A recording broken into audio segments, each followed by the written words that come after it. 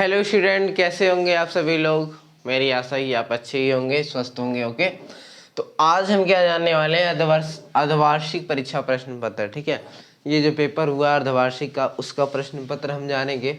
और कुछ स्कूलों में शायद नहीं भी हुआ है। ठीक है, कुछ स्कूलों में नहीं भी हुआ और कुछ स्कूलों में हो चुका है। ठीक है, तो हम इस पेपर को जानेंगे। अभी हमारे पास एक सेट आया है और भी जितने सेट आते रहेंगे हम आपको उस वीडियो के माध्यम से पहुंचाते रहेंगे। ठीक है, यदि और कोई भी प्रश्न पत्र आएगा तो हम उसका वीडियो बना देंगे और उस वीडियो का लिंक मैं आपको डिस्क्रिप्शन में प्रोवाइड कराऊंगा। ओके, और हम जान लेते हैं इस पेपर के बारे में। जिस जगह पर एग्ज़ाम नहीं हुआ है वहाँ का पेपर तो शायद वहाँ के लिए तो बहुत ही हेल्पफुल होगा, और जहाँ पे हो चुका है यदि उसको आंसर भी पाना है तो उसके लिए भी ये वीडियो क्या आएगा, अच्छी रहेगी। ठीक है, क्योंकि मैं इसमें आंसर भी आपको प्रोवाइड कराऊंगा। ओके,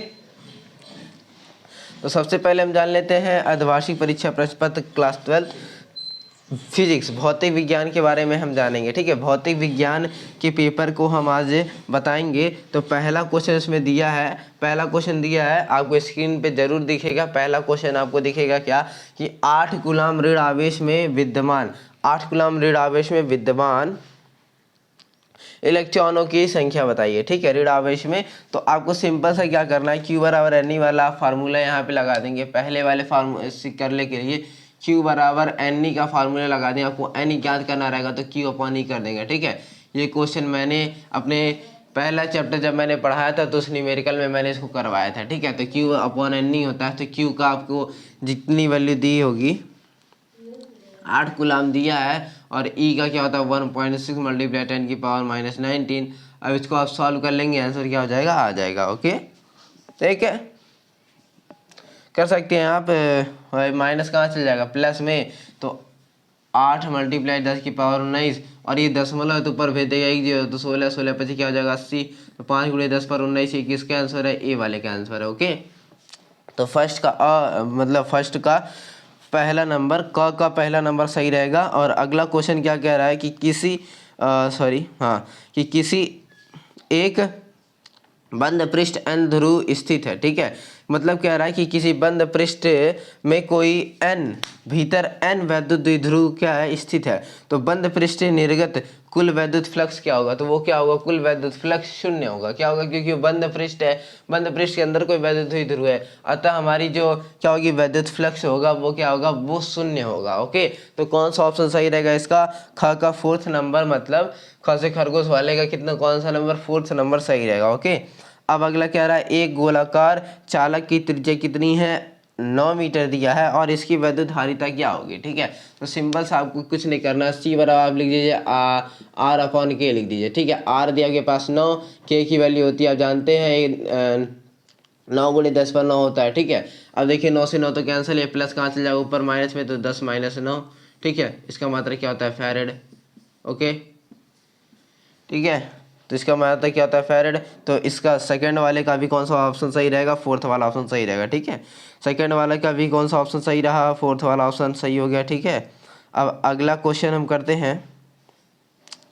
हमारे पास घ से घर वाला है कि वैद्युत कह रहे हैं, वस्तु है। ठीक है, वस्तु की अपेक्षा बड़ा आभासी प्रतिबिंब बनाने वाला दर्पण है। ठीक है, वो कौन सा दर्पण होता है, वो अवतल दर्पण होता है। ठीक है, वस्तु की अपेक्षा क्या बनाता है, आभासी प्रतिबिंब तो बनाता है, बट क्या बनाता है, बड़ा बनाता है। ठीक है, तो मतलब कि यदि बड़ा बनाएगा तभी ना हम उसके सामने छोटे तो बड़े दिखेंगे। मैंने बता चुका है, ये चैप्टर मैंने पढ़ा चुका है।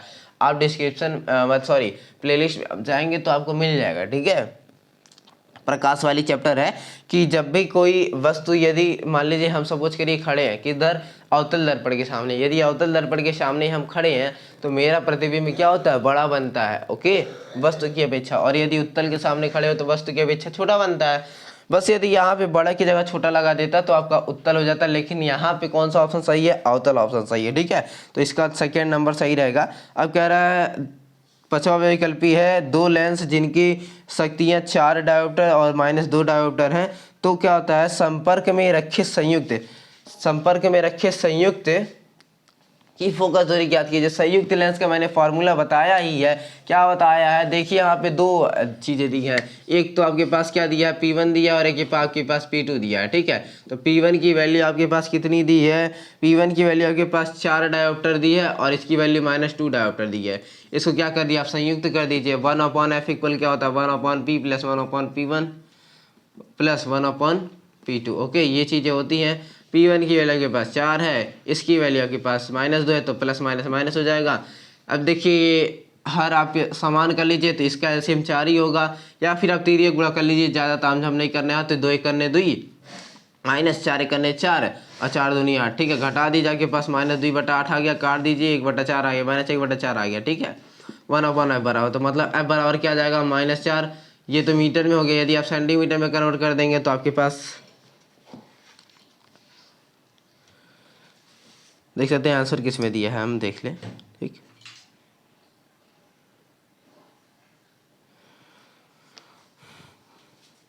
संयुक्त लेंस की फोकस दूरी आपके पास 1/f 1/4 प्लस, तो ये फॉर्मूला लगा देंगे, आपका आंसर आ जाएगा।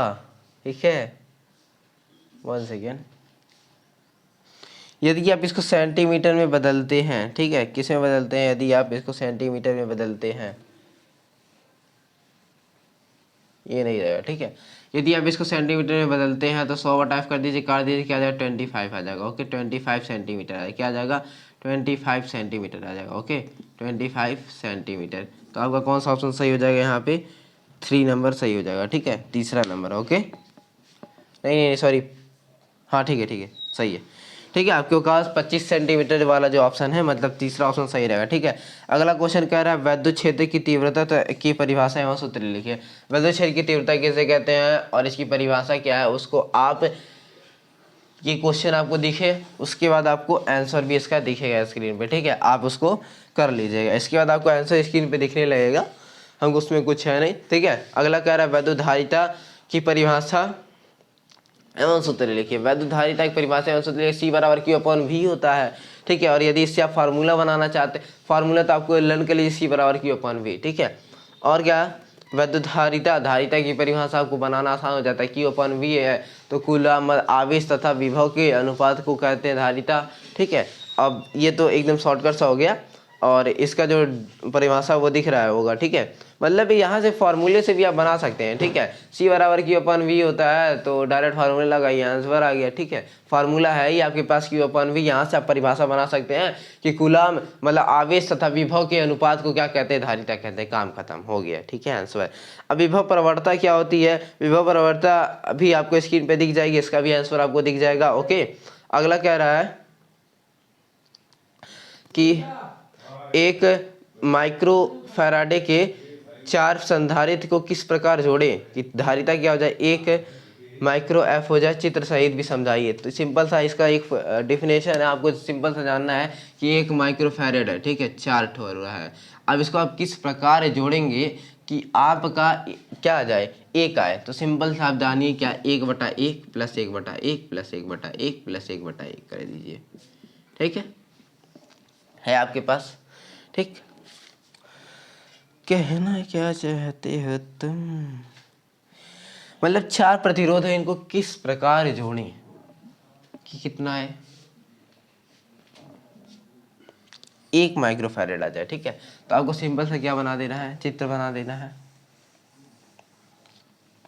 चित्र बनाएंगे आप, ठीक है, इसका चित्र बनाएंगे आप और इसको सॉल्व कर दीजिएगा। इसका भी आंसर मैम स्क्रीन पे दे देंगे। ठीक है, ओके।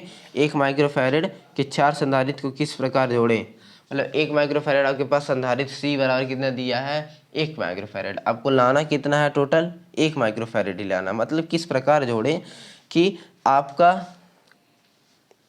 1 माइक्रोफैराड ही है, इसका आपको स्क्रीन पे मैं आंसर दे देता हूँ। ठीक है, वीडियो लेंथी नहीं बनाने के लिए आपको आंसर स्क्रीन पे ही मिल जाएगी। ठीक है, अगला क्वेश्चन कह रहा है यदि किसी चालक तार की लंबाई खींचकर दोगुनी कर दी जाए तो प्रतिरोध कितना गुना हो जाएगा। मतलब आप जानिए कि R समानुपाती होता है L² के। ये आप जान जाइए, R समानुपाती होता है L स्क्वायर के। अब इसको चाहे जितना आप खींचिए वही R का मान होगा, ठीक है। अब उसके लिए इसको हम 2 गुना खींच रहे हैं, भाई कह रहा है ना 2 गुना, तो 2 गुना खींचेंगे तो किसके समानुपाती हो जाएगा, 4L स्क्वायर के। मतलब R कितना गुना हो जाएगा, 2, 4 गुना हो जाएगा, ठीक है। बस यही फार्मूला होता है, R समानुपाती L स्क्वायर के। अब L को आप चाहे जितना गुना खींचिए उसका स्क्वायर कर दीजिए, वही R का R इतना गुना हो जाएगा, ठीक है। काम खत्म हो गया, बस आंसर। ओके, अगला कह रहा है कि पूर्ण आंतरिक परावर्तन क्या है, ये भी आपको आंसर स्क्रीन पे दिखेगा। किसी गोलीय उत्तल पृष्ठ पर प्रकाश के अपवर्तन का सूत्र लिखिए, ये भी आपको स्क्रीन पे दिखेगा। सिंपल था, ये सब चीज़ें मैंने डेरिवेशन में करवा दी है। अपवर्ड विक्षेपण तथा परिक्षेपण क्या है, ये भी आपको करवा दिया है मैंने, ये भी आपको आंसर स्क्रीन पे दिखेगा, ठीक है। ये सब क्वेश्चन मैं करवा दिया हूँ। और दूरदर्शी दोष के निवारण और इसके किस कारक के लेंस की उपयोग किया जाता है, ठीक है। दूरदर्शी दोष से इसका आंसर मैं नहीं दूंगा, इसको आप खुद कर सकते हैं, क्योंकि सिंपल सा है, दूरदर्शी दोष के लिए किस लेंस का यूज किया जाता है और इसका उपयोग क्या, कौन से लेंस का उपयोग किया जाता है और ये कितनी उम्र के व्यक्तियों को हो सकता है। नॉर्मल सी क्वेश्चन है, आप कर सकते हैं, ठीक है। इसका मैं आंसर नहीं दूंगा, क्योंकि किस प्रकार का लेंस है तो आपको खुद जान जाना चाहिए। दूरदर्शी के लिए उत्तल लेंस का यूज किया जाता है। अब ये किस उम्र के लिए किया जाता है ये आप बताएंगे, ठीक है। आप अपने नोट्स में लिखेंगे। तरंगाग्र किसे कहते हैं, ये भी आपको स्क्रीन पर दिखाते रहे, ये भी क्वेश्चन मैंने पढ़ा चुका है। और वस्तु की स्थितिज ऊर्जा की परिभाषा लिखिए, और इसके लिए क्या Q1, Q2, Q3 और Q4 मतलब सॉरी Q1, Q2, Q3 जो क्या है R भुजा वाले समबाहु त्रिभुज के कोनों पर स्थित हैं। और इस निकाय की वैद्युत स्थितिज ऊर्जा ज्ञात कीजिए, ये भी आपको स्क्रीन पे मैं दिखा दे रहा हूँ, ये भी सॉल्व करने वाला क्वेश्चन है, ठीक है। ये भी आपको स्क्रीन पे दिख जाएगा, ये भी आप कर लेंगे। वांडे ग्राफ जनित्र का सचित्र वर्णन कीजिए, आप हमारे प्लेलिस्ट में जाएंगे वो मिल जाएगा वांडे ग्राफ जनित्र, ठीक है। सपोज करते हैं, कोशिश करते हैं यदि स्क्रीन पे डालें तो ठीक है, लेकिन हम ज़्यादा कहेंगे कि आप हमारे प्लेलिस्ट को जा करके चेक करिए, उसमें मैंने वांडे ग्राफ जनित्र कराया हुआ है, वो आप देख लेंगे चैप्टर नंबर 2 में, सॉरी हाँ 3 में आप जाएंगे, आपको 2 या 3 में आप सॉरी 3 में जाएंगे, वांडे ग्राफ जनित्र आपको मिल जाएगा, ठीक है। अब देखिए आप प्लेलिस्ट में जाएंगे सब कुछ मिल जाएगा, कोई टेंशन नहीं है। समांतर प्लेट संधारित्र की धारिता का सूत्र का व्युत्पन्न लिखे सके, समांतर प्लेट संधारित्र की धारिता का सूत्र आपको व्युत्पन्न करना है, ठीक है। तो ये भी आप जाएंगे चैप्टर 2 वाले ऑप्शन में, प्लेलिस्ट में ये भी आपको मिल जाएगा। अनओमी परिपथ का उदाहरण सहित, मतलब ओमी क्या होता है, अनओमी क्या होता है, ये भी मैंने बता दिया, एकदम क्लियर बताया हुआ है, ठीक है। एक भी चीज़ तो दूसरा नहीं किया, एकदम क्लियर मैंने इसको बताया है। और सब कोई कहता था कि आप ज़्यादा थ्योरी नहीं बताते हैं, तेरे भाई जितना आवश्यकता उतना तो जानो, कम से कम जितना मैं बता रहा हूँ उतना पढ़ लो, ठीक है। थ्योरी तो कॉमन सी चीज़ है भाई, जितना मैं पढ़ा रहा हूँ उतना पढ़ो तो सही। अब थ्योरी इतना पढ़ लो कि डेरिवेशन आए ही ना, न्यूमेरिकल आए ही ना, ऐसे नहीं ना चलता है, ठीक है।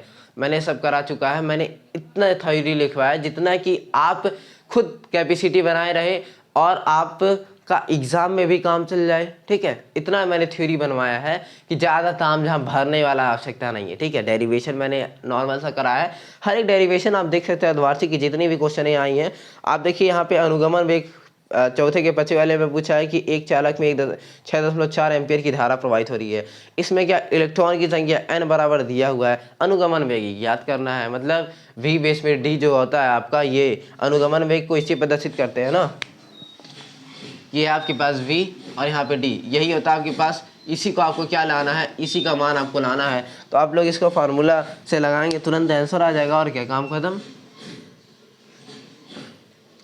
इतना सा क्वेश्चन है, आप लोग फिर भी परेशान रहते हैं। आगे अगला देखिए, अगला क्वेश्चन, इसका फार्मूला है, आप लगा सकते हैं आंसर खुद, क्योंकि मैंने इसको पढ़ाया है, ओके। हाँ, अगला क्वेश्चन है 5वां कि लेंस मेकर का पहले हाइगेंस द्वितीय तरंग सिद्धांत लिखिए। तो ये क्वेश्चन मैंने नहीं कराया, पहले ही बता दे रहा हूँ कि ये क्वेश्चन अभी तक फिलहाल में मैंने नहीं कराया, लेकिन हाँ जो अगला लेक्चर बनने वाला है इसी पे बनने वाला है, पहले जान लीजिए, ठीक है। ओके, अगला क्या क्वेश्चन है, संयुक्त सूक्ष्मदर्शी का सचित्र वर्णन कीजिए तथा आवर्धन क्षमता का सूत्र लिखिए, ठीक है। संयुक्त सूक्ष्मदर्शी की सचित्र वर्णन भी करना है, आवर्धन क्षमता का सूत्र ये मैंने करवा दिया है, आप प्लेलिस्ट में जाके चैप्टर 9 का देख सकते हैं, ठीक है। लेंस का मेकर सूत्र, मतलब लेंस का मेकर सूत्र 1/f बराबर n-1 ब्रैकेट में 1/r1 - 1/r2 का निगमन कीजिए, ये भी मैंने करवा दिया है, ठीक है। मतलब हर एक टॉपिक मैंने करवाई है। अब देखिए प्रिज्म का अपूर्णांक करड़ी में 2 है वाले प्रिज्म विचलन कोण पर अपवर्तित होता है। यदि अपवर्तन कोण तथा आपतन कोण तथा अपवर्तन कोण का 2 गुना हो तो प्रिज्म का कोण ज्ञात कीजिए। ये क्वेश्चन मैंने एग्जैक्ट मैंने ये क्वेश्चन करवाया है, ठीक है। एग्जैक्ट मैंने ये क्वेश्चन न्यूमेरिकल करवाया है प्रिज्म वाले में, ठीक है। आप जा करके देखेंगे, गारंटी है ये वाला मैंने क्वेश्चन करवाया है। 2 तरंगाग्र हैं, इनका अनुपात दिया है 25:16, तो ये क्वेश्चन सॉरी मैंने नहीं करवाया है, ठीक है। 1-2 क्वेश्चन हैं जो कि मैंने नहीं करवाया है, बट ये ऑप्शन में थे, 4 क्वेश्चन करने थे, ठीक है।